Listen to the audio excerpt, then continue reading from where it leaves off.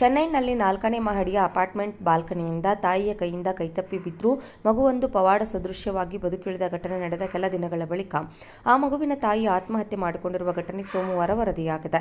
ಆ ಘಟನೆಯ ಬಳಿಕ ಮಗುವಿನ ರಕ್ಷಣೆಯ ವಿಡಿಯೋ ವೈರಲ್ ಆಗಿತ್ತು. ತಾಯಿಗೆ ಮಗುವನ್ನು ಸರಿಯಾಗಿ ನೋಡಿಕೊಳ್ಳಲು ಆಗೋದಿಲ್ಲ ಎಂದು ಸಾಮಾಜಿಕ ಜಾಲತಾಣಗಳಲ್ಲಿ ಟೀಕೆ ವ್ಯಕ್ತವಾಗುತ್ತಿದ್ದಂತೆ ಮಹಿಳೆ ಅಪಘಾತಕ್ಕೆ ಒಳಗಾಗಿದ್ರು ಎಂದು ಅವರ ಸಂಬಂಧಿಕರು ತನಿಖೆಯ ವೇಳೆ ತಿಳಿಸಿದ್ದಾರೆ ಎಂದು ಕೊಯಮತ್ತೂರಿನ ಕರಮಡೈ ಪೊಲೀಸ್ ಠಾಣೆಯ ಅಧಿಕಾರಿಯೊಬ್ಬರು ತಿಳಿಸಿದ್ದಾರೆ. ಏಪ್ರಿಲ್ 28ರಂದು 8 ತಿಂಗಳ ಹೆಣ್ಣು ಮಗು ತಾಯಿಯ ಕೈಗಳಿಂದ ಜಾರಿ 2ನೇ ಮಹಡಿಯಲ್ಲಿರುವ ಟಿನ್ ಶೆಡ್ಗೆ ಬಿದ್ದಿತ್ತು. ಅಪಾರ್ಟ್ಮೆಂಟ್ನ ಕಟ್ಟಡದ ನಿವಾಸಿಗಳು ತಮ್ಮ ಪ್ರಾಣ ಅಪಾಯಕ್ಕೊಡ್ಡಿ ಮಗುವನ್ನು ರಕ್ಷಿಸುವ ವಿಡಿಯೋವೊಂದನ್ನು ನೆರೆಮನೆಯ ವ್ಯಕ್ತಿಯೊಬ್ಬರು ಸಾಮಾಜಿಕ ಮಾಧ್ಯಮಗಳಲ್ಲಿ ಹಾಕಿದ್ರು. ಮಹಿಳೆಯು ತನ್ನ 2ನೇ ಮಗುವಿಗೆ ಜನ್ಮ ನೀಡಿದ ನಂತರ ಪ್ರವಾಸದ ನಂತರ ಖಿನ್ನತೆಗೆ ಒಳಗಾಗಿದ್ರು ಎಂದು ಅವರ ಸಂಬಂಧಿಕರು ತಿಳಿಸಿದ್ದಾರೆ. ತನ್ನ ಕುರಿತು ಟೀಕೆಗಳಿಂದ ಬೇಸತ್ತ 33 ವರ್ಷದ ಮಹಿಳೆಯು ತನ್ನ ಗಂಡ ಮತ್ತು 2 ಮಕ್ಕಳೊಂದಿಗೆ ಕೊಯಮತ್ತೂರಿನಲ್ಲಿರುವ ತನ್ನ ತವರು ಮನೆಗೆ 2 ವಾರಗಳ ಹಿಂದೆ ಬಂದಿದ್ರು. ಅವರು ಶನಿವಾರ ತನ್ನ ತವರು ಮನೆಯಲ್ಲಿ ಆತ್ಮಹತ್ಯೆ ಮಾಡಿಕೊಂಡರು ಎಂದು ಪೊಲೀಸ್ ಅಧಿಕಾರಿಗಳು ತಿಳಿಸಿದ್ದಾರೆ. ಚೆನ್ನೈನಲ್ಲಿ 4ನೇ ಮಹಡಿಯ ಅಪಾರ್ಟ್ಮೆಂಟ್ ಬಾಲ್ಕನಿಯಿಂದ ತಾಯಿಯ ಕೈಯಿಂದ ಕೈತಪ್ಪಿ ಬಿದ್ದರೂ ಮಗುವೊಂದು ಪವಾಡ ಸದೃಶ್ಯವಾಗಿ ಬದುಕುಳಿದ ಘಟನೆ ನಡೆದ ಕೆಲ ದಿನಗಳ ಬಳಿಕ ಆ ಮಗುವಿನ ತಾಯಿ ಆತ್ಮಹತ್ಯೆ ಮಾಡಿಕೊಂಡಿರುವ ಘಟನೆ ಸೋಮವಾರ ವರದಿಯಾಗಿದೆ.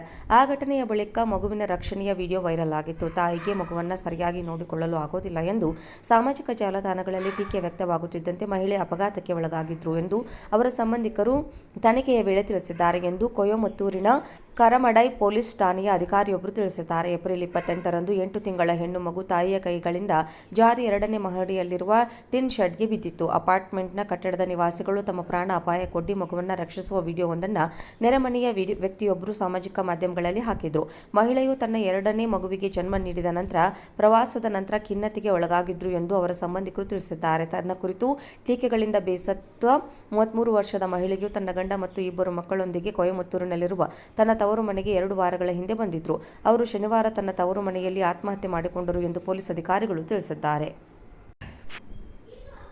ಚೆನ್ನೈನಲ್ಲಿ 4ನೇ ಮಹಡಿಯ ಅಪಾರ್ಟ್ಮೆಂಟ್ ಬಾಲ್ಕನಿಯಿಂದ ತಾಯಿಯ ಕೈಯಿಂದ ಕೈತಪ್ಪಿ ಬಿದ್ದರೂ ಮಗುವೊಂದು ಪವಾಡ ಸದೃಶ್ಯವಾಗಿ ಬದುಕುಳಿದ ಘಟನೆ ನಡೆದ ಕೆಲ ದಿನಗಳ ಬಳಿಕ ಆ ಮಗುವಿನ ತಾಯಿ ಆತ್ಮಹತ್ಯೆ ಮಾಡಿಕೊಂಡಿರುವ ಘಟನೆ ಸೋಮವಾರ ವರದಿಯಾಗಿದೆ.